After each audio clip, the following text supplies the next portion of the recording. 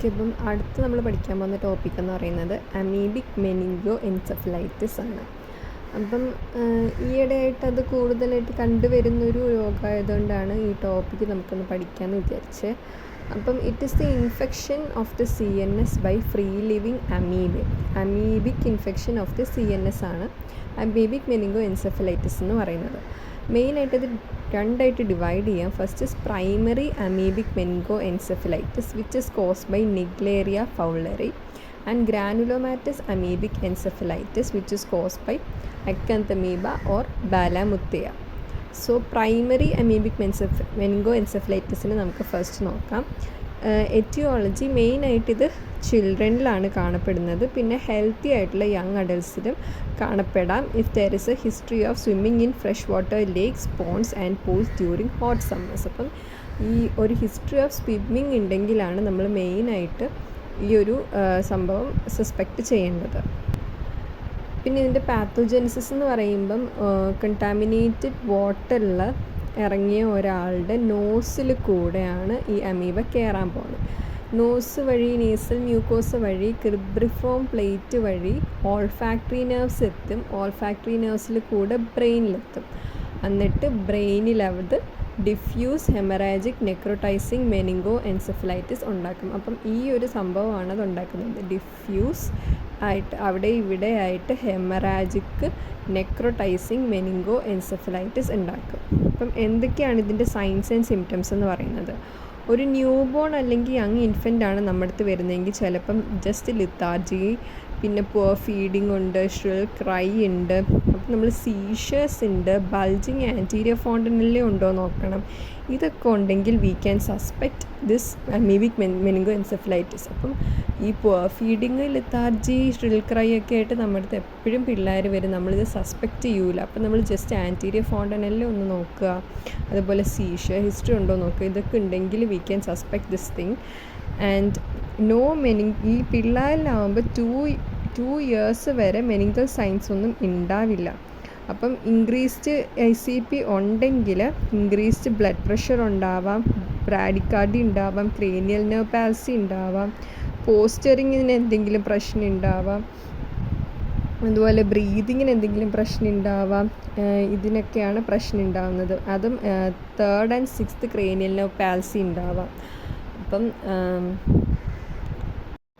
അതായത് ഒക്കുലോമോട്ടോർ അല്ലെങ്കിൽ അബ്ഡ്യൂസൻസ് നെർവിന് എന്തെങ്കിലും പ്രശ്നം ഉണ്ടാകും. അപ്പം ഈ കുട്ടികളുടെ കണ്ണിൻ്റെ ലുക്കിലൊക്കെ ഒരു മാറ്റം വരും. അപ്പം ഇതൊക്കെയാണ് ന്യൂ ബോൺസ് അല്ലെങ്കിൽ ഇൻഫൻസിന് ഈ പ്രൈമറി അമീബിക് മെനിങ്കോ എൻസെഫലൈറ്റിസ് വരുമ്പോൾ ഉണ്ടാകുന്ന സിംറ്റംസ് എന്ന് പറയുന്നത്. അതുപോലെ ഇപ്പം ഓൾഡർ ചിൽഡ്രനിലാണെങ്കിൽ high fever, poor feeding, irritability, photophobia, severe unrelenting headache, anorexia, myalgia, meningeal signs, convulsions, coma, ഇതെല്ലാം ഉണ്ടാവാം. അപ്പം just high fever with convulsions വരുമ്പോൾ ഫെബ്രൈസേഷൻ എന്ന് പറഞ്ഞ് തള്ളിക്കളയൊന്നും ചെയ്യരുത്. അതിൻ്റെ കൂടി കുറച്ച് അൺറെലൻറ്റിങ് ഹെഡേക്ക് പറയുകയാണെങ്കിൽ, അല്ലെങ്കിൽ ഫോട്ടോഫോബിയ പറയുകയാണെങ്കിൽ, ഇപ്പോൾ ഫോട്ടോഫോബിയ എന്ന് പറയുമ്പോൾ നമ്മൾ ചിലപ്പം മൈഗ്രെയിനൊക്കെ ആയിരിക്കും എന്നൊക്കെ നമ്മൾ വിട്ട് കളയാം. അപ്പം അങ്ങനെ തള്ളിക്കളയരുത് ഇപ്പോഴത്തെ ഒരു സാഹചര്യത്തിൽ. പിന്നെ മയാൽജിയ ഉണ്ടാവാം, മെനിഞ്ചൽ സൈൻസ് ഉണ്ടോ എന്ന് നോക്കണം. പിന്നെ കുട്ടികൾക്ക് ചിലപ്പോൾ ഹോസ്പിറ്റലിൽ വെച്ചായിരിക്കും കൺവൾഷൻസ് ഒക്കെ വരുന്നത്. ഇത് കോമയിലോട്ട് വരെ പോകാൻ പറ്റുന്ന ഒരു സംഭവമാണ്. So we have to be beware. പിന്നെ നമ്മൾ എന്തൊക്കെ ഇൻവെസ്റ്റിഗേഷൻസാണ് ചെയ്യേണ്ടതെന്ന് വെച്ചാൽ, ഫസ്റ്റ് നമുക്ക് CSF എന്തായാലും എടുക്കണം. ലംബാർ പങ്ക്ചർ ചെയ്ത് എന്നിട്ട് അതിൻ്റെ മൈക്രോസ്കോപ്പി ചെയ്യണം. മൈക്രോസ്കോപ്പിയിൽ നമുക്ക് മോട്ടൈൽ അമീബേനെ കാണാൻ പറ്റും.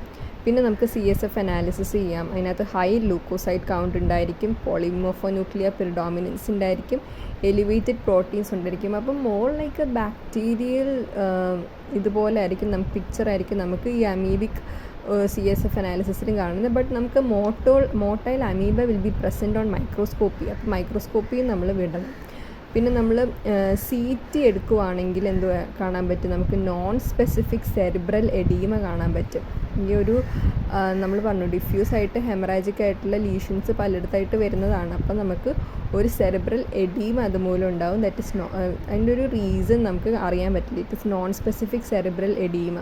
പിന്നെ അതിൻ്റെ കൂടെ നമുക്ക് CSF കൾച്ചർ ചെയ്യുമ്പോഴത്തേക്കിനും ബാക്ടീരിയ ഇല്ല. അപ്പം ബാക്ടീരിയ സംഭവം പോലെ ഉണ്ട്, ബട്ട് കൾച്ചറിനകത്ത് ബാക്ടീരിയ ഇല്ല. അതുപോലെ നമുക്ക് ഗ്രാം സ്റ്റെയിനിങ് ചെയ്യാം, ആൻറ്റിജൻ ഡിസെക്ഷൻ അസേസ് ഒക്കെ ചെയ്യാം. ഇത് ഡേഞ്ചറസ് ആവാനുള്ള കാര്യം എന്ന് വെച്ചാൽ ഇറ്റ് ഇസ് റാപ്പിഡ്ലി പ്രോഗ്രസീവ്. ഇതിനെപ്പറ്റി ആർക്കും അവയർനെസ് വലുതായിട്ടില്ല. ആൻഡ് 5 to 10 ഡേയ്സിനുള്ളിൽ ഡെത്ത് വരെ സംഭവിക്കാം. ആൻഡ് ഒക്കേഷണൽ സർവൈവേഴ്സ് മാത്രമേ ഇതിനകത്ത് ഉണ്ടാവത്തുള്ളൂ.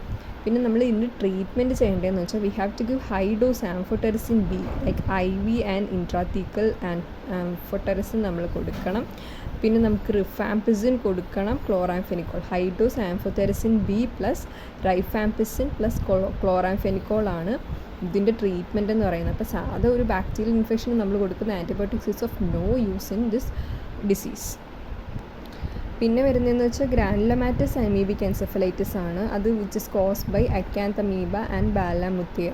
സോ ഇതിൻ്റെ ഇറ്റിയോളജി എന്ന് പറയുമ്പം ഇമ്മ്യൂണോ കോംപ്രമൈസ്ഡ് ആയിട്ടുള്ള ആൾക്കാരിലായിരിക്കും ഈ ഗ്രാനുലോമാറ്റസ് സംഭവം കാണുന്നത്.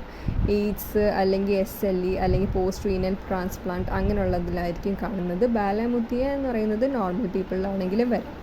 പത്തോജെനിസിസ് എന്ന് പറയുന്നത് acquired through lung or skin and spread ഹെമാറ്റോജിനസ്ലി.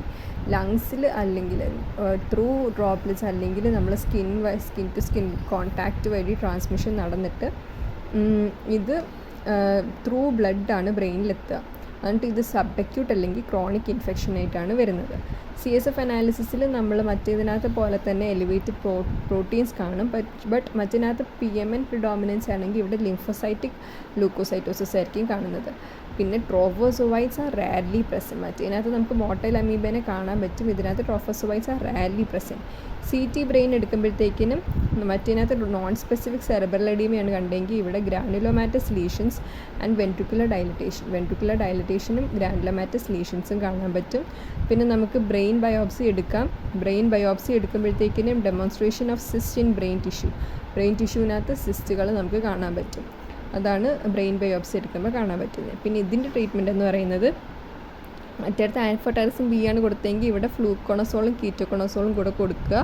പിന്നെ നമുക്ക് സൾഫോണമൈഡ്സ് കൊടുക്കാം, കോട്രൈമോക്സസോൾ കൊടുക്കാം. Fluconazole plus കീറ്റോക്കോണസോൾ plus sulphonamides plus ക്ലോട്രൈമോക്സസോൾ ആണ് ഇതിന് കൊടുക്കേണ്ടത്.